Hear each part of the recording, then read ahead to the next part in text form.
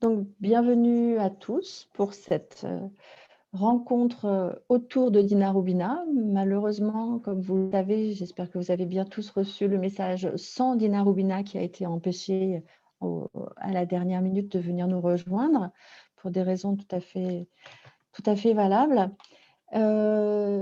Et nous allons donc évoquer son œuvre avec Marie Renaud et Alexandra Calmès des éditions Macha et Sophie Lafaille, traductrice de Dina Rubina. Je vais peut-être vous dire quelques mots du cadre dans lequel nous nous retrouvons ici. Je suis donc Macha Milliard et j'organise, pas toute seule bien entendu, un festival de cinéma russe depuis moi depuis 6 ou 7 ans, mais le festival existe dans la ville de Nantes depuis presque 25 ans. Et tous les ans, nous organisons donc un festival en salle, dans un cinéma historique de Nantes qui a fêté ses 100 ans cette année, qui s'appelle le 14A, un cinéma bien connu de Jacques Demy, donc à la réputation qui n'est plus à faire.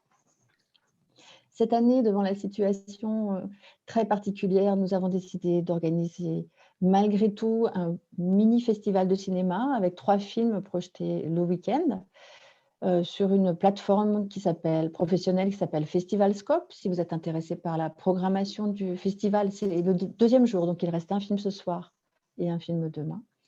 C'est sur la plateforme Festivalscope où il faut se créer un compte, aller dans la rubrique festival et tout est assez instinctif.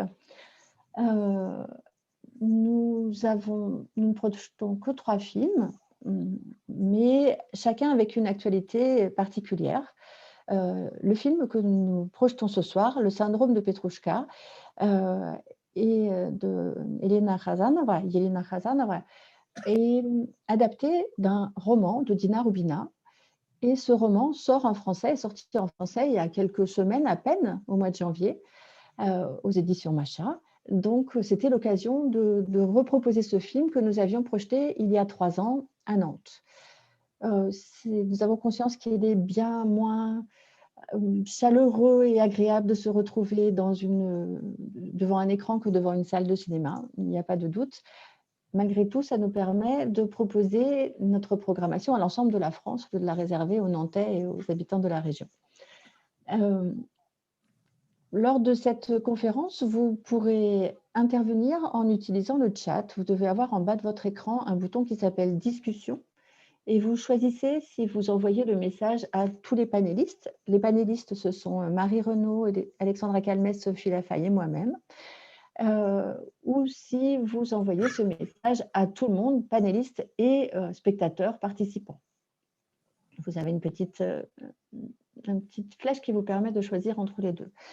Donc, nous pouvons voir vos questions à partir de ce moment-là. Je vais maintenant laisser la parole à nos intervenantes pour nous parler de Dina Rubina et de leur maison d'édition. Merci. Merci beaucoup. Donc, je suis Alexandra Calmès des éditions Macha.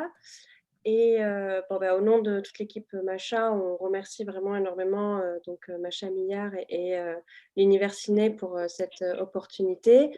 On est vraiment très heureuse de voir que le film Le syndrome de Petrouchka va être diffusé ce soir en russe sous-titré en français. Et on est également très contente de participer à ce festival en ligne qui nous donne l'opportunité du coup de présenter un peu celle qui est l'auteur du roman, Le syndrome de Petrouchka, qui est Dina Rubina, dont nous allons parler aujourd'hui. On aimerait également remercier la librairie Les Lucettes, une librairie de la région nantaise également, qui a accepté gentiment de communiquer sur cet événement. Voilà, en tant qu'éditeur, c'est toujours très intéressant et important pour nous de mêler les libraires à ce que nous faisons. Et donc, comme le livre est sorti en janvier, c'est une raison de plus pour nous de pouvoir en parler.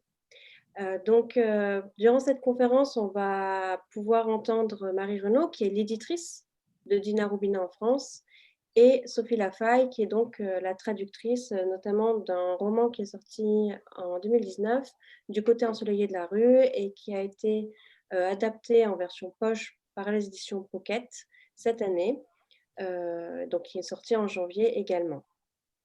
Donc, je vais commencer par ma première question pour Marie.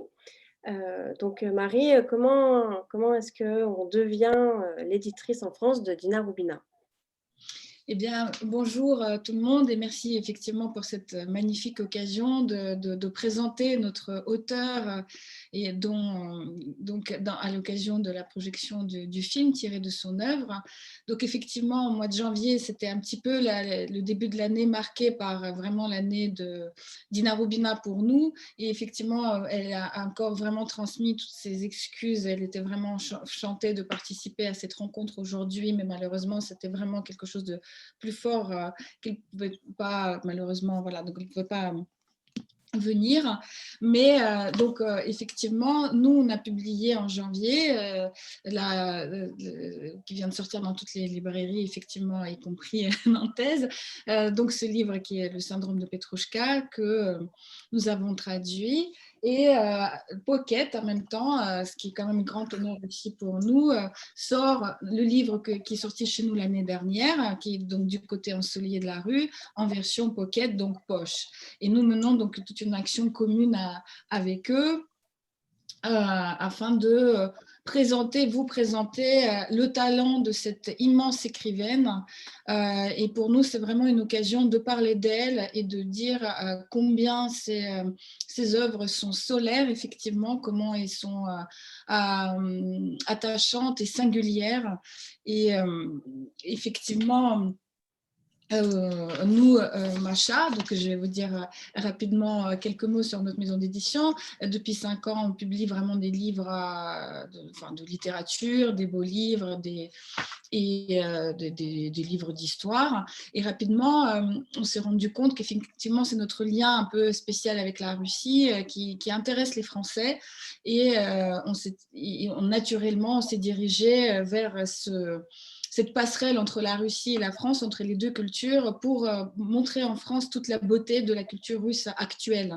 Donc, on a commencé par publier effectivement quelques bilingues qui peuvent intéresser tous les gens qui parlent russe. Donc, c'est des livres des auteurs classiques que tout le monde connaît, mais qui paraissent donc dans cette version un peu comme ça, moderne, colorée, mais surtout en version bilingue, où vous pouvez lire en russe et en français. Mais on s'était dit que c'était très bien d'avoir Tolstoï et Dostoïevski, c'était facile, mais la littérature russe aujourd'hui, finalement, elle est très très riche, peut-être un petit peu sous-représentée sur le marché français, même s'il y a bien des éditeurs qu'on respecte énormément, qui publient des auteurs russes formidables.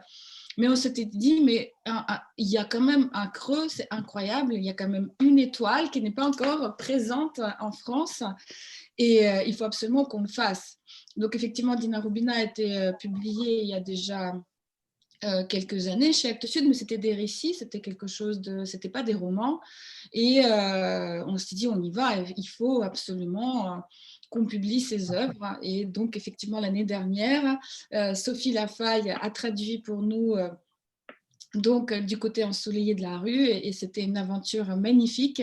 Et c'est pour ça que c'est très intéressant aujourd'hui de pouvoir l'entendre aussi et qu'elle nous parle de son travail, justement, de cette traduction qui est quelque chose d'absolument crucial. Comment traduire une immense auteure avec un style vraiment singulier et la rendre accessible et traduire tout son talent sans la trahir en France. C'est pour ça que vraiment, je remercie énormément Sophie pour son immense travail qui donc voit jour en 2021 en édition poche en plus. Merci Marie. Donc peut-être que on peut en apprendre plus sur Dina Roubina et notamment pourquoi le choix a été fait de Dina Roubina. Vous dites que c'était justement une étoile encore non traduite en France, à part en effet quelques nouvelles chez Actes Sud et chez Phébus il y a déjà une décennie. Alors pourquoi Dina Roubina? Et Dina Roubina, je pense que c'est vraiment le cas où finalement les goûts personnels de l'éditeur c'est-à-dire moi. Et finalement, l'actualité, enfin, la réalité des choses, ça concorde forcément. C'est quelqu'un qui est d'abord vraiment universel. C'est pas une auteure russe ou russophone, c'est très bien, la langue russe, je l'adore, elle est magnifique, mais elle transcende les frontières. C'est-à-dire que Dina Rubina, elle s'adresse à tout le monde, quoi, à chacun de nous. Et ça vient peut-être effectivement de son histoire personnelle, dont on pourra parler rapidement, peut-être un petit peu plus tard, mais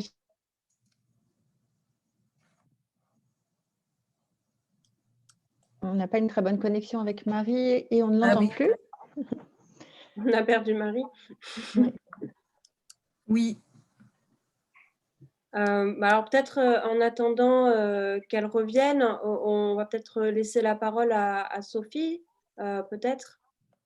Peut-être que Marie, quand elle reviendra, elle pourra nous en dire plus sur le parcours de Dina Rubina, tandis que Sophie, vous pourrez peut-être en attendant nous parler davantage de son style, et notamment peut-être pour compléter ce que disait Marie sur Dina Rubina, son lien avec le monde des arts. Oui, en fait, Dina est très liée au monde des arts, au monde de la peinture et de la musique, ce qui a une énorme influence sur son style littéraire.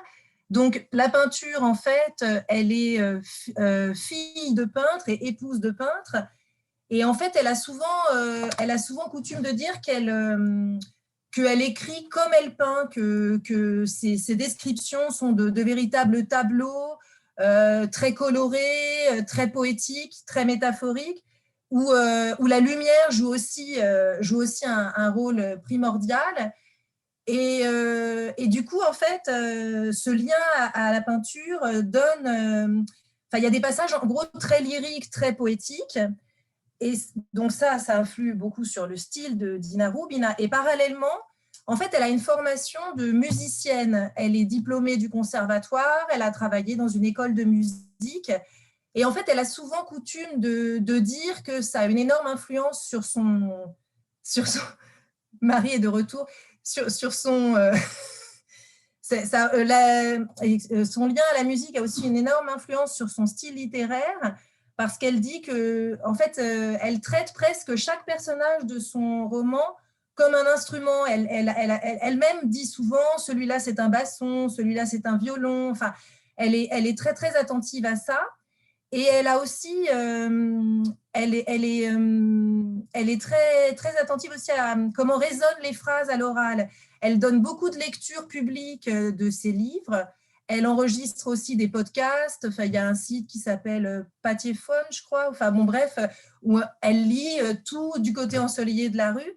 Et enfin, c'est donc en fait tout ça pour dire que pour le traducteur, c'est vraiment pas évident, parce qu'il faut pas du tout perdre ça. Faut pas affadir tout ça, faut garder ce côté très, très vivant, très coloré, très, très sensuel même.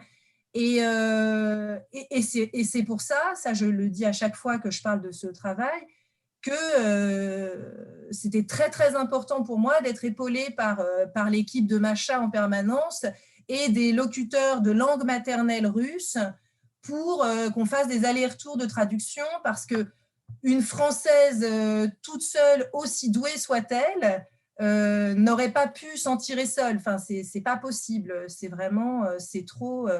Et je pense que vraiment, le fait qu'on ait eu cette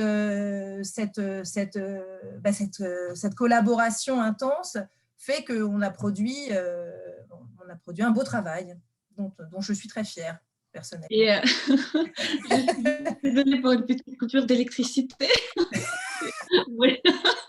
Eh bien, effectivement, j'en étais à dire que le style était fabuleux, donc vous avez complété ce style, mais il y a aussi cette fabuleuse capacité à observer les gens et le monde, en fait. Elle est vraiment observatrice aussi, Dina, et c'est pour ça que c'est finalement très intéressant aussi de voir ses œuvres portées à l'écran, parce qu'elle donne tellement d'indications presque déjà au metteur en scène. Et donc, c'est de cette observation-là du monde, des gens. Elle est super attentive, en fait. C'est dommage qu'on ne puisse pas la rencontrer aujourd'hui parce qu'elle est extrêmement intéressée par les gens. Et avant tout, elle va toujours vous poser la question sur vous et c'est très rare.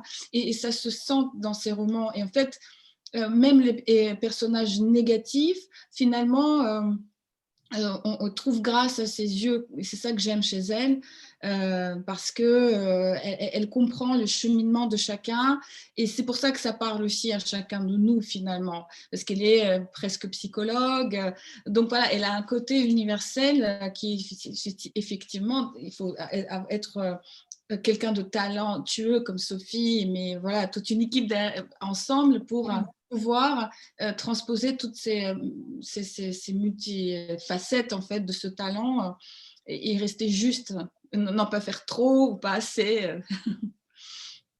Oui, puis, Allez-y, hein, Sophie, complétez.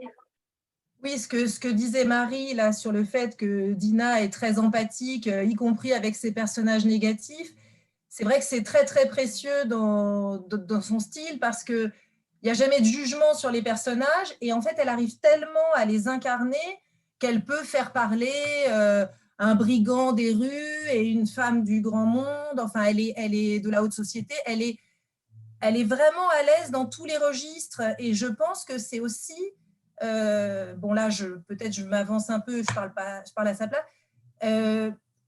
Le fait qu'elle aime interpréter même sur scène, ça montre, enfin, elle a ce côté actrice de ses romans et ça se ressent dans la manière qu'elle a d'incarner ses personnages par la plume. Enfin, je ne sais pas si j'arrive vraiment à expliquer ce que je veux dire. Non, mais c'est exactement ça, c'est vrai. Et c'est très, très rare. Elle peut rentrer dans la peau de n'importe quel personnage et c'est vraiment une inventrice d'histoire.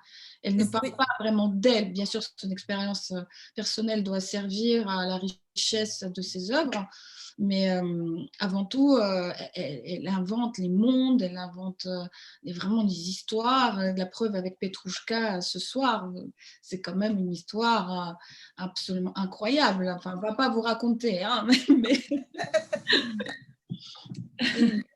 C'est vrai qu'elle a une force de création qui, en plus, a cela d'incroyable qu'elle a tendance à tomber juste, même quand c'est de la pure invention. La dernière fois qu'on l'a eu en conférence, elle a parlé de l'anecdote du canari, où elle avait un canari, le chant d'un canari à décrire, qu'elle a fait des concours de chant de canari pour pouvoir écouter le chant du canari, que lors de ces concours, le canari s'est tu, qu'il n'a pas été foutu de chanter, que pour rattraper le coup, on a voulu lui envoyer des enregistrements de canari, que l'enregistrement n'a jamais fonctionné et qu'elle a dû faire sans tout ça, et qu'au final, la description a tombé très très juste, alors qu'aujourd'hui encore, Dina Rubina n'a jamais entendu le chant de ce canari. Donc tout ça pour décrire un peu son style qui en effet du coup use de plusieurs registres vu qu'elle est capable de faire toute la palette des personnages qui puissent exister. Est-ce que Marie, à côté du style, on peut en savoir plus sur Dina Rubina en elle-même, peut-être son parcours, d'où elle Oui, vient? effectivement, Dina Rubina, en plus d'être quelqu'un de vraiment de talentueux et avant tout une immense star en Russie. C'est-à-dire c'est des milliers de gens qui se déplacent. Nous l'avons invitée d'ailleurs l'année dernière, elle était venue à Paris, on avait 200 personnes qui se bousculaient, il fallait les refuser. Enfin, donc, mais en Russie, c'est un événement. Donc, chacun de ses livres s'est vendu à plus de 100 000 exemplaires. Enfin, il a un réel succès populaire.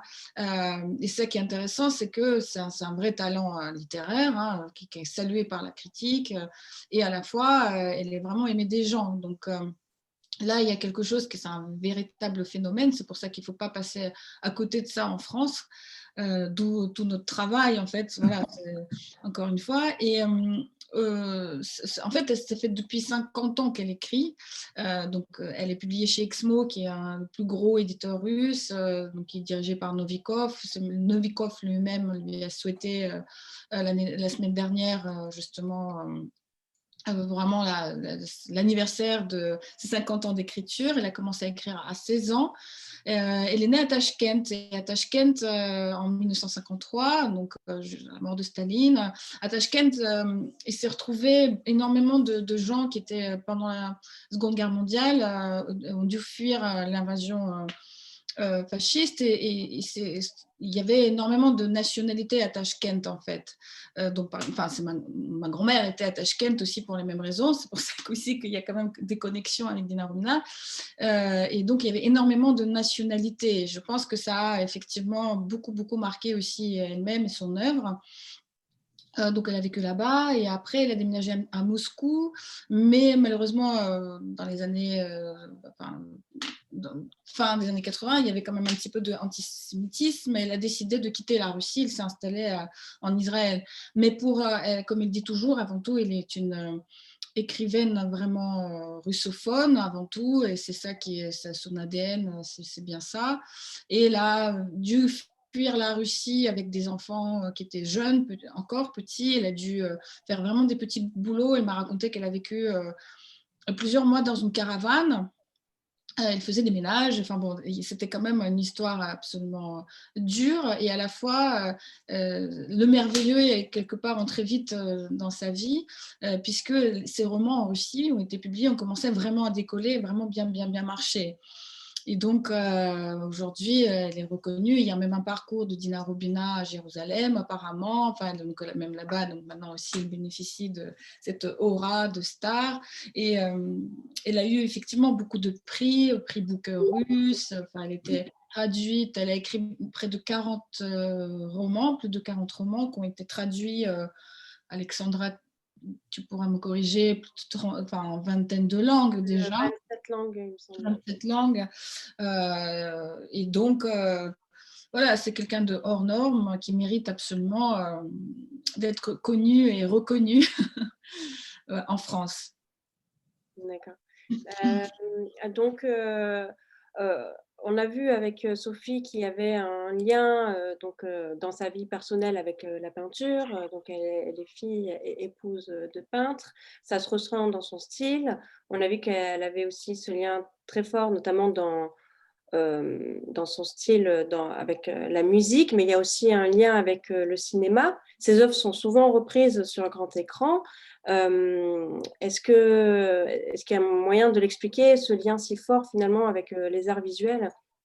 Mais effectivement, quand je ne savais pas, avant de lire le roman, qu'il était déjà porté à l'écran. Et pendant que je le lisais, je me disais, mais c'est du cinéma, c'est fabuleux. Et effectivement, on a appris qu'il a été porté à l'écran, et j'avais un préjugé forcément, parce que le film ne pouvait pas reproduire Dina Rubina. Et donc, pour ceux qui vont regarder ce soir le film, je dois dire que c'est différent, mais c'est quand même très bien. Eh bien, et très juste. Et je pense que c'est juste parce que Dina Rubina elle-même donne des indications dans ses œuvres. C'est pratiquement déjà des mises en scène, il me semble. Sophie, tu me diras, mais c'est des... Parce que du côté Ensoleillé de la rue, elle était aussi portée à l'écran. Hein. Bon, c'était un petit peu moins bien, c'était une série télévisée, hein. C'était du coup un peu plus long. Que je n'ai pas vu d'ailleurs. Bah, ouais. Oui, c'est moins, mais c'est plus long, quoi.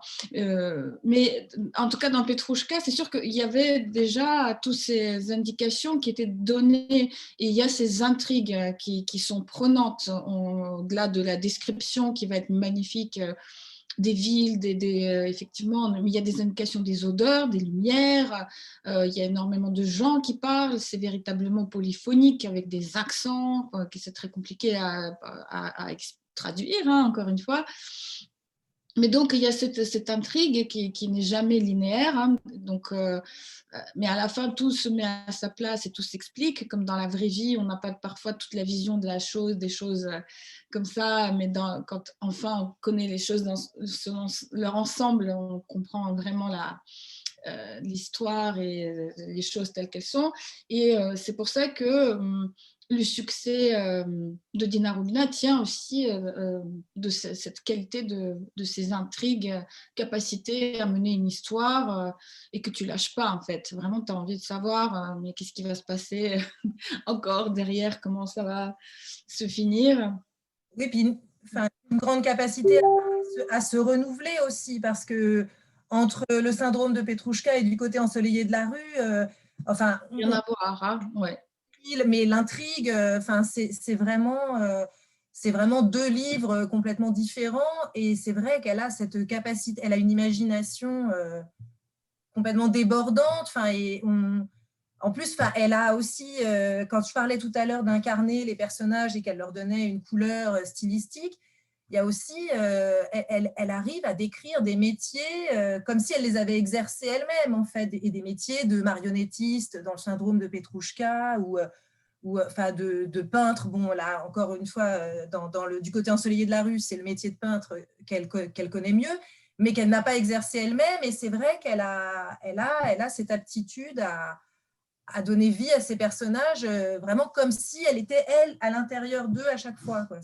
Mais elle fait un vrai travail, effectivement, de préparation. Et ce que Alexandra a raconté tout à l'heure, c'était aussi une sorte, finalement, de métaphore de son travail et de la manière dont elle aborde la réalité pour la transformer ensuite dans ses romans. C'est avec, comme elle a voulu décrire le chant de Canari. De la même manière, je pense qu'elle a étudié, mais d'une manière presque médicale, finalement, le monde des marionnettistes, de la manière dont on fabrique les poupées, de la manière dont on les anime. Parfois, on est derrière, comme ça, avec les artistes qui se bousculent, il fait chaud, etc. Et le public ne le voit pas.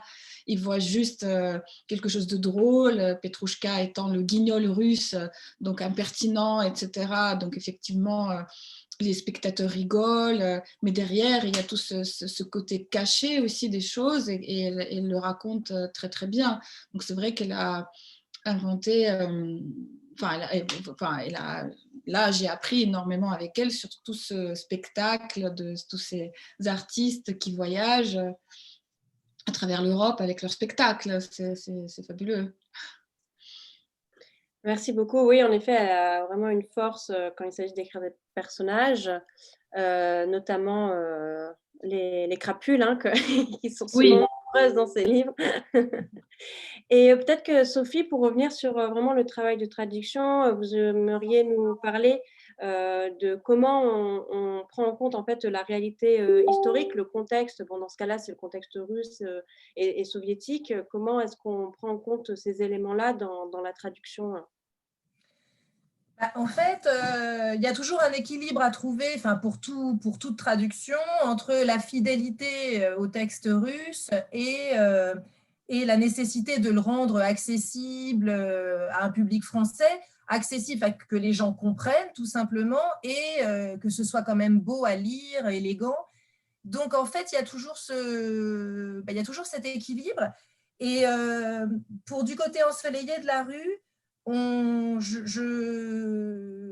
par souci de fidélité à l'univers de Rubin, j'ai souvent fait le choix de finalement garder dans le corps du texte des termes russes plutôt que de les traduire, des petites choses que beaucoup de gens connaissent, les pirachki, au lieu de mettre des tourtes, des pâtés en croûte, de garder des petits termes comme ça, les Bielamor. Bielamor, c'est la marque de cigarettes, Bielamor Canal, qui était en Union soviétique. Et bref, on a gardé ça, mais sans... et en mettant bien sûr des notes de bas de page pour ne pas perdre les gens, mais en faisant le pari qu'ils allaient s'approprier ce langage, c'est-à-dire que fallait pas que ce soit trop lourd non plus, parce qu'après, si les gens ils ont l'impression d'être dans un jeu de piste et se dire mince, ça veut dire quoi ça, c'est pénible. Mais je pense que c'était aussi un moyen en fait de rester fidèle à cet univers coloré, odorant, de pas tout traduire, de pas tout transposer dans une réalité purement française. On aurait été à côté de la plaque, en fait. Donc, on a fait ce choix et je pense que c'était le bon. Sinon, nous ne l'aurions pas fait. Voilà, donc... mais c'est vrai que vraiment, je vous conseille ces livres parce que même si j'y ai travaillé des mois et des mois, quand je me replonge dedans, j'ai l'impression de découvrir des choses alors que je les traduis quand même, pas toute seule, pas complètement toute seule parce que c'était quand même très dur, mais c'était passionnant et vraiment, je pense que oui, c'est tellement riche qu'une seule fois ne suffit pas. Voilà. Mais c'est vrai qu'il y a la richesse des styles qui est très difficile. À la fois, il y a la richesse de tous ces accents, parce qu'effectivement, il y a plein de nationalités, etc. Mais il y a aussi le niveau de langage. Il y a les crapules, effectivement, avec leurs termes, tout ça. Il y a au contraire les gens très bien. Il y a des artistes. Et c'est vrai que comme dans le syndrome de Petrouchka, encore une fois, je ne veux pas trop résumer l'intrigue, mais il y a tellement de niveaux. Il y a aussi tout ce registre d'amour passionnel, complètement idéaliste, idéal, presque utopique. Et en fin de compte, on y croit parce qu'à côté de ça, il y a la réalité de la vie. Il y a voilà, il y a tout ce qui est le souci de détail. Ce qui fait qu'on est, à chaque fois, on découvre des choses. Je suis absolument d'accord. Il y a plusieurs lectures et on a envie, finalement, avec Dina Rubina, de croire au bien, quoi, et que effectivement l'amour triomphe de tout. Et que les bonnes choses, mais c'est vrai, c'est l'énergie de la vie, comme a dit d'ailleurs Yves Gauthier, qui a préfacé, donc Yves Gauthier, qui est comme un autre grand traducteur du russe, il a préfacé Petrouchka, eh bien, elle a dit qu'elle souffle sur les braises de la vie, c'est-à-dire qu'il y en a qui vont profiter des morts, de tout va mal, l'amour forcément, et où l'amitié n'existe pas, que dans Petrouchka, il y a aussi tous ces sujets de l'amitié extrêmement forte, il y a effectivement toutes ces passions, il y a des secrets de famille, mais au final, ça sonne pas faux, quoi. C'est quelque chose elle donne une sorte d'énergie, et c'est pour ça que je pense qu'elle est aimée, parce que finalement, le bien triomphe, en fait. C'est son côté américain, peut-être, mais moi, ça me plaît. C'est pour ça aussi que j'aime Dina Rubina. Et les côtés des gens positifs, quoi. Ça, c'est très important. Je pense que oui, c'est très important de rappeler la place de l'amour, hein, à chaque fois dans les histoires racontées par Dina Rubina. Donc on a parlé des personnages, on a parlé de ces grands thèmes, et peut-être que pour conclure, on pourrait dire un mot sur les villes où se déroulent à chaque fois les intrigues, et qu'on peut presque dire d'elles qu'ils sont des personnages à part entière de ces livres à chaque fois. Sophie, oui, toi, tu étais plus à Tachkent, toi. Et d'ailleurs, j'ai une petite anecdote à ce sujet, c'est que j'ai une amie très proche qui a vécu, je pense, au moins 5 ans à Tachkent, il y a quelque temps. Et là, quand je l'ai informée que Du côté ensoleillé de la rue sortait chez Pocket, et en fait, je lui ai mis l'Incipit du roman, et elle m'a dit, elle a immédiatement reconnu Tachkent, mais vraiment, elle ne savait pas, elle n'avait pas lu la 4e de couverture, et ça m'a vraiment, j'avais même pas pensé en lui envoyant, c'est une amie qui est russophone, russophile comme moi, donc j'ai fait un peu de la publicité, quoi, et tout de suite, et je me suis dit, ah, c'est fort, quoi, vraiment, parce que moi-même, je ne suis jamais allée à Tachkent, malheureusement, enfin pas encore, et elle m'a dit, j'ai vraiment reconnu, quoi, et je lui ai envoyé les 2 premiers paragraphes, donc... Oui, c'est ça. Oui, c'est le démarrage des romans, c'est super fort. Oui, donc voilà. Et puis je laisse la parole. Mais c'est effectivement, les villes sont très importantes, et c'est pour ça que Prague, c'est une des villes quand même féeriques, c'est un petit peu le symbole de cette Europe de l'Est telle qu'on rêve. Et c'est Prague en hiver avec la neige, c'est très très beau, quoi. Et c'est vrai que c'est très important le décor, hein. Et autant chez Dina Rubina, on disait tout à l'heure, il y a donc souvent les femmes qui ont des caractères très forts. C'est elles qui mènent quand même un peu l'action et qui sont politiques. Donc ça, c'est bien aussi. Et appuyer comme ça sur des villes qui ont du caractère aussi. C'est jamais finalement neutre, quoi. Ça reste un peu peut-être théâtral aussi, et donc cinématographique. Donc un magnifique film à découvrir ce soir, et après, comme ça, à lire finalement la version, n'est-ce pas, Alexandra, la version complète, on va dire. pour comparer aussi. Et ce qui est intéressant, forcément, il y a une transposition. Oui, c'est toujours deux expériences différentes, hein, la découverte d'un univers via le film ou via le livre.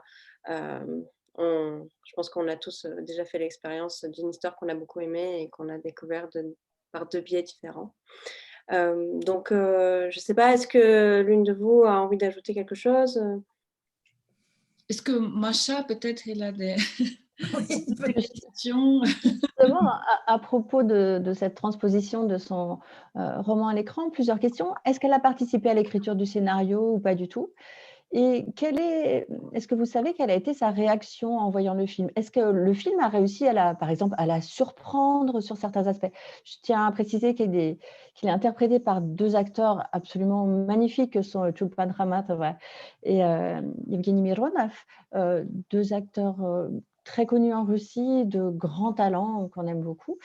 Donc, quel a été son rapport au film pendant la création du film et après? C'était l'une des questions, effectivement, qu'on aurait vraiment voulu poser à Dina, mais je sais que elle laisse libre cours finalement aux artistes aussi. Elle n'est pas comme ça jalouse de son œuvre, etc. Mais je pense je sais qu'elle est très respectée, donc on lui demande son avis et elle peut le donner. Je sais qu'elle a eu une réaction très positive sur le film, en tout cas le syndrome de Petrouchka. On en avait parlé une fois et je regrette effectivement de ne pas avoir pu creuser plus, mais elle m'a dit que s'il y avait une des expériences où elle s'est sentie en confiance, c'était effectivement avec ce film-là. Je sais souvent qu'elle n'est pas interventionniste, hein. Après, je pense qu'elle laisse partir le bébé et c'est d'autres scénaristes, metteurs en scène après qui reprennent l'œuvre.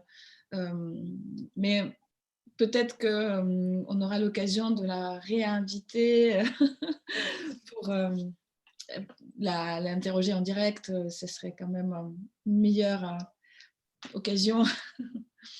Je sais que sur les fiches techniques des films, elle est indiquée comme co-scénariste, mais ça peut être simplement le fait que le film soit adapté de son œuvre qui justifie cette mention. Donc, je me demandais. Je pense qu'un scénariste a toujours des questions de toute façon. Je pense que sans qu'elle ait vraiment mis des vétos ou des contre-indications, je pense qu'elle a aidé en fait quand les scénaristes en ont eu besoin. Mais je pense que c'est pas comme dit Marie, la plus interventionniste des auteurs. Je pense qu'elle a toujours à cœur de défendre la liberté de création. Et que, bon, ben, comme dans le syndrome de Petrouchka, il a fallu qu'elle se détache de sa propre créature, sa propre création, un peu comme Piotr. Et je pense que c'était plus ça, sa vision des choses. Oui. Merci. Peut-être que parmi les gens qui nous écoutent, il y a des questions. N'hésitez pas à les poser par écrit, comme je vous le disais tout à l'heure, avec le bouton discussion qui est en bas de votre écran. Et est-ce que vous avez un peu répondu en réalité déjà à cette question, mais est-ce que donc on sait qu'elle est d'origine russe, qu'elle a commencé sa vie à Tachkent, qu'elle habite maintenant en Israël. Est-ce que sa littérature, son œuvre est une œuvre russe ou internationale, ou d'après vous? Elle est internationale, bien sûr, mais la langue, c'est la langue russe. Donc, en fait, il y a deux niveaux peut-être, effectivement. C'est que sa langue de création, l'utile, le terreau, le matériel, le matériau, c'est la langue russe. C'est ça où elle excelle, c'est ça qu'elle met en avant. C'est sûr, c'est sa fierté. C'est ça qui l'intéresse. Et elle travaille effectivement beaucoup ses textes. Et c'est pour ça que on était très attentif à la traduction exacte des métaphores. On lui traduisait ce que ça donnait vraiment en français, retransposé en russe quand même, hein, parce qu'il y a quand même parfois, sinon ça devient incompréhensible aussi, mais on faisait presque le travail de l'autre côté. Et c'est de ce côté-là, elle a beaucoup participé aussi à notre traduction, parce qu'on la mettait au courant de nos difficultés, etc.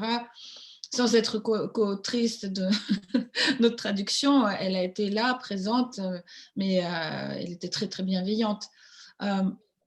Mais elle n'a, contrairement aux certains auteurs russes contemporains qui vont vraiment raconter toujours un petit peu,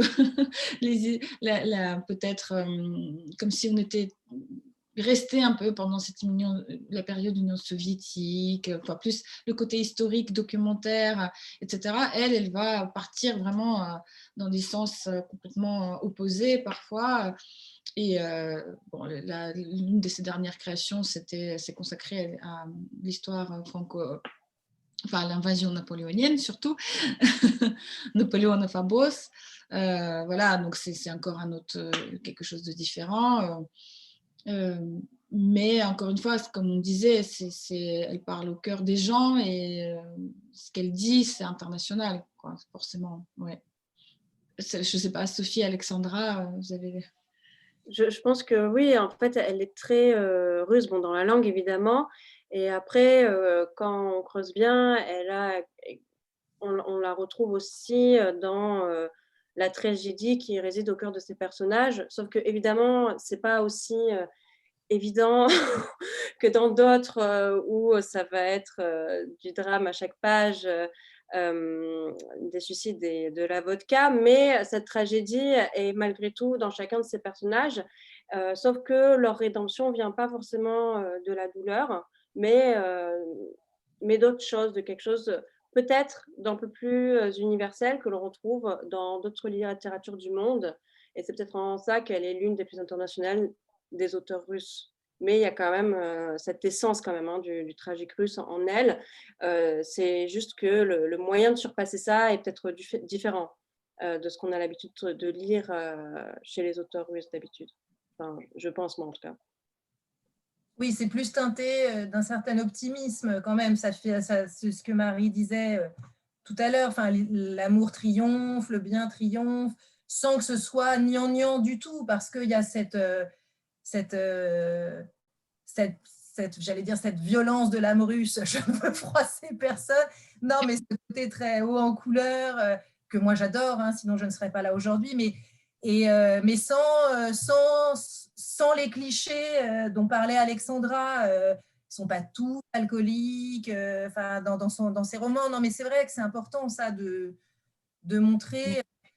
En fait, moi, quand je lis Roubina, parce que moi, je suis française, je n'ai pas d'origine russe, mais je retrouve ce qui m'a plu la première fois que j'ai mis les pieds à Moscou en 90, et le contact que j'ai eu avec les amis ceux qui sont devenus mes amis, ce côté humain, et c'est une fois qu'on t'a accepté, on te donne tout, quoi. Enfin, elle a ça en elle, vraiment. Moi, je l'ai rencontrée qu'à 2 reprises, et assez brièvement. Et ce que dit Marie est vrai, elle m'a posé tout de suite des questions sur moi, elle s'intéresse aux autres. Elle pourrait arriver, elle est quand même reconnue dans le monde entier, traduite dans une trentaine de langues, et on sent qu'elle vit l'instant, elle procure du bonheur à ceux. Elle est très soucieuse de l'autre, en fait. Voilà, puis elle est très observatrice. Il y avait un article de presse russe qui disait qu'elle fait partie de cette catégorie très rare des auteurs observateurs. Et c'est un peu ça, quoi. Et d'ailleurs, Vera, un des personnages principaux du Côté ensoleillé de la rue, a ça. Elle dit qu'elle arrive à presque dès qu'elle voit quelqu'un, en fait, Vera est peintre dans le roman, et dès qu'elle voit une nouvelle personne, elle arrive tout de suite à la cerner, en fait, comme si elle la passait, j'allais dire un scan, non, je n'ai pas d'image, mais elle a ce côté oui, elle voit à l'intérieur, voilà. Elle te scanne, c'est vrai. Instinctif, très instinctif, voilà. Mais on sent que voilà, on a intérêt faut être vrai en face de Dina, sinon c'est pas possible, quoi. Elle le sent tout de suite. Donc, bienvenue dans le fan club de Dina Roubina. Oui, je crois que là. Vous voyez, dommage qu'elle ne soit pas parmi nous, parce que vous serez effectivement de notre avis aussi. C'est obligé. Ah oui. C'est vrai que Il faut la voir lire ses romans. Enfin, Oui, la meilleure rencontre avec elle, c'est ça, c'est voir son œuvre finalement aussi. moi, je me souviens que j'étais sur l'estrade à côté d'elle. C'était la première fois que je la voyais lire. Quand elle a lu son extrait, je me suis dit, oula, va falloir y aller là, parce que ouais, moi, je le lisais en français, bien sûr. Elle est partie, mais elle a un tel charisme. J'étais là, bon, maintenant tu es là, il faut y aller. Et bon, j'ai donné tout ce que j'avais, mais c'est vrai que elle est C'est difficile effectivement à égaler. C'est sûr que même si tu ne parles pas russe, je pense que tu es quand même fascinée. Ouais. Donc on ne sait pas si on a répondu à votre question. Enfin, finalement, on ne sait pas finalement. Est-ce qu'il est que russe, universel elle a, oui, elle plaît internationalement grâce à ses qualités russes, quoi, peut-être alors. Puis la Russie est tellement grande et multiple, il n'y a pas qu'une seule littérature russe non plus, et elle le démontre très très bien. C'est vrai. Et pour revenir au film, je ne sais pas si vous l'avez vu, le film Le syndrome de Petrouchka, comme vous connaissez bien l'œuvre, donc sans déflorer le sujet, est-ce que vous avez une réaction, mais peut-être que vous ne l'avez pas encore vu, que vous allez le découvrir ce soir, avec un plaisir que j'en suis absolument certaine. C'est vraiment esthétiquement aussi magnifique. Aucune de vous ne l'a encore Moi, vu? je ne l'ai pas vu, je vais le découvrir ce soir. Et j'ai Parfait. vraiment hâte. Moi, j'ai organisé tout cet événement juste pour pouvoir voir le film. Non, moi, j'ai vu que la bande-annonce qui m'a donné très envie d'aller plus loin, mais je ne l'ai pas encore vu non plus. Je vais le découvrir ce soir également. Marie, je ne sais pas. Moi, je laisse aux autres juger, je ne dis rien.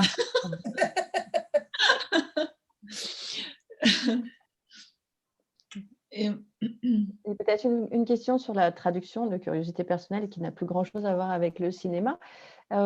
Pour la traduction de l'un ou de l'autre des ouvrages dont on parle aujourd'hui, vous êtes une équipe donc de traducteurs à travailler dessus, ou il y a un traducteur qui prend des renseignements, qui cherche à être conforté dans certaines de ses idées à côté, et combien de temps ça prend de traduire un roman? Je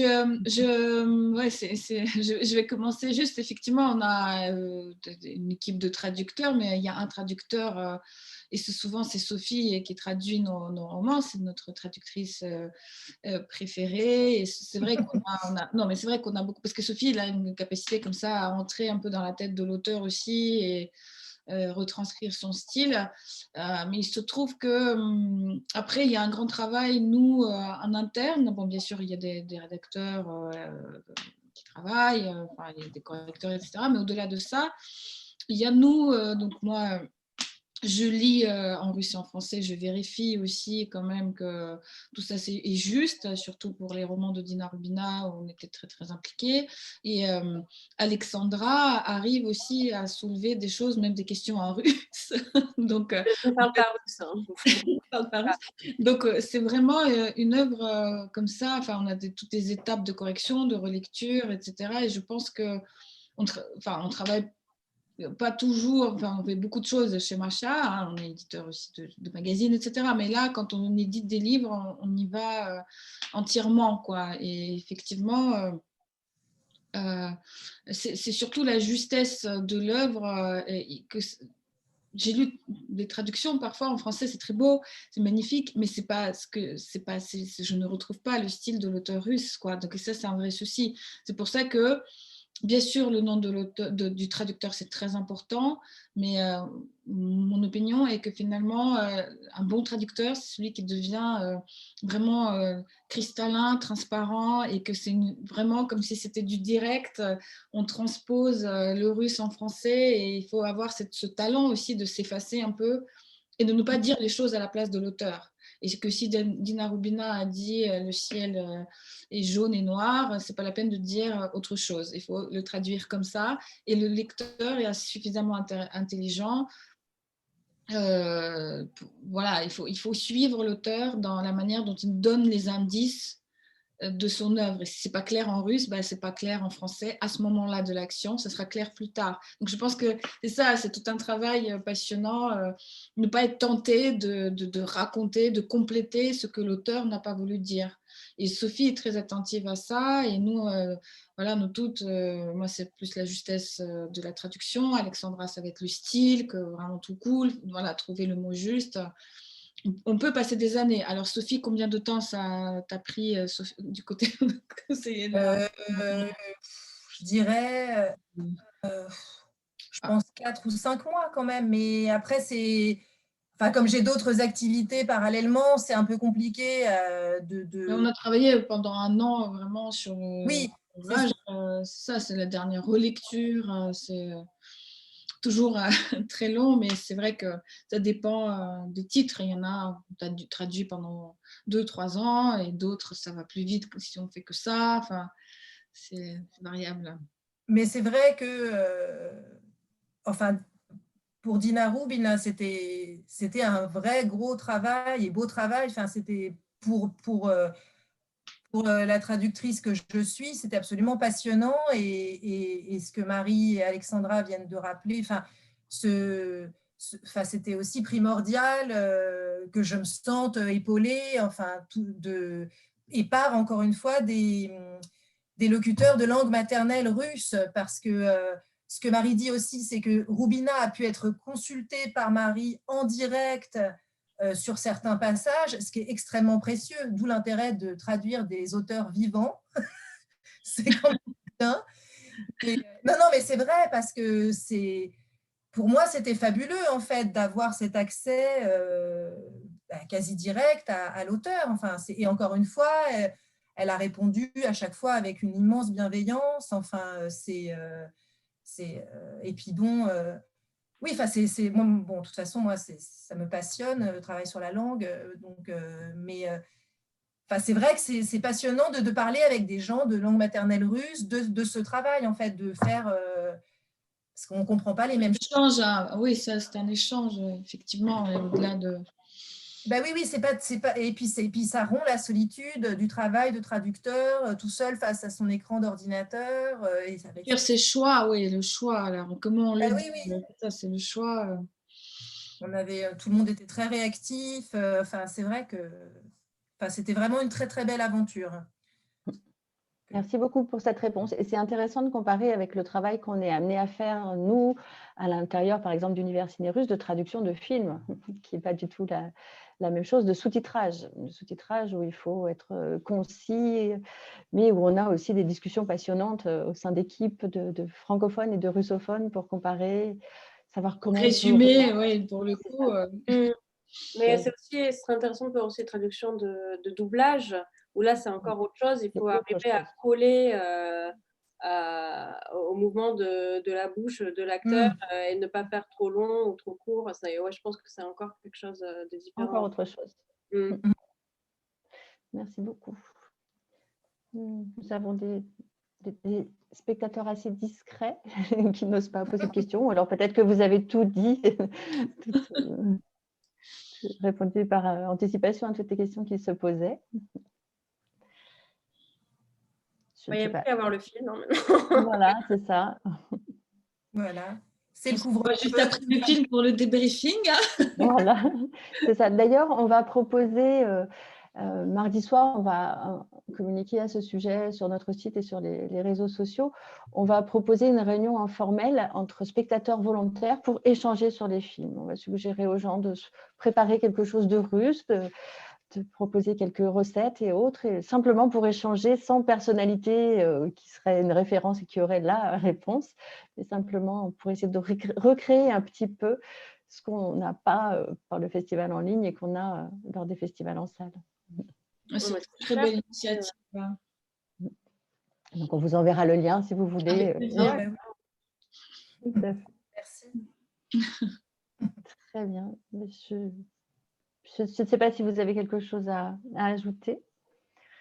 Sinon, je vous remercie. Là, il faut peut-être laisser parler maintenant les œuvres et la rencontre avec Dina Rubina à travers ses créations. Et nous, c'était un vrai plaisir de pouvoir dire quelques mots et nous espérons que nous avons transmis notre enthousiasme, en tout cas.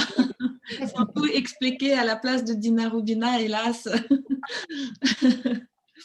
Oui, merci beaucoup pour l'invitation. C'était un vrai plaisir d'être avec vous. Et puis pour tout le travail accompli qui était immense, vraiment.